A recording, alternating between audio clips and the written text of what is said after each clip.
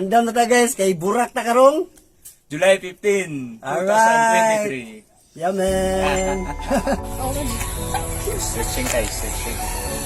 Burak, Tortosa, Buenas Trail Run, dire gyud sa Buena Vista. Connection sa festival, Tortosa Festival. So akong gi-invite or gi-encourage na ako ang mga runners enthusiast na mo join or mo support sa amo ang first activity dire sa Buena Vista. Actually, gyud na siya pinakauna nga event nga trail run dire sa Buena Vista. So mo ni among gihimo karon nga naghimo mi og ruta nga gi-appeal gyud nako ang akong usapod sa akong yuta na maagian kay tungod kay tuwa dito ang mga part nga murag nahimong highlight sa trail run. So dili kayo taas kay ang among distance sa trail run, no, kay since nga first event pa namo, so gihimo ra namo 15 km distance o 10 km distance. So kung sa elite lang nara na sa mga 1 hour kapin, dili gina siya mula pa so kanang 2 hours. Ilabi na kay 15 km lang niya. Sa ako lang po nga na-experience nga kami nga nagbuhat sa ruta. Although hunong-hunong galito, 2 hours kapin ra pud to among kuan ang na-consume namo. Beginner siguro mo tong nagkuan ko cut off time na kuan. Sa 15 km cut off time nila is 8 hours. Kumbaga compliance mo lang 8 hours kay ako lang yung gikuan ko basig na o taga-allowance. Pero usually makuman ra siguro ng mga 5 hours siguro sa 15 km. Sa beginners lang.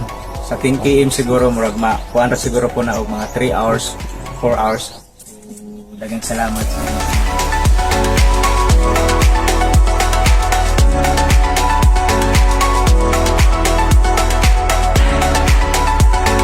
Ako din si Jim.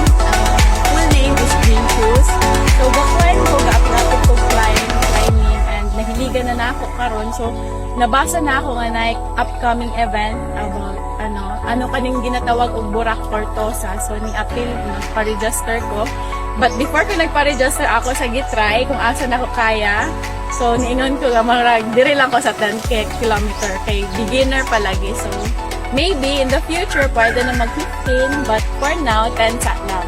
So akong gina-encourage ang mga nature enthusiasts or mga hilig o mga activities na ingon ani na mo-appeal kay aron pag-promote na pod sa mga kabataan na mga bagong tubo na nindot ni siya para sa imong health, sa imong financial benefit actually.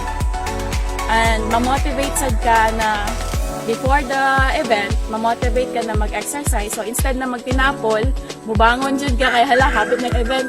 So ma-inspire ka na maging healthy na noon ka kay imo laging ikuan para to prepare po sa event. So sa mga hilig o jogging, walking, i-level up siguro na join na mo sa Burak Tortosa karon July 15 nga ginapasiugdan ni Sir Ronald and for sure di mo magmahay kay nindot ang trail and as beginner like me makainggan nyo siya and bago na sa siyang experience.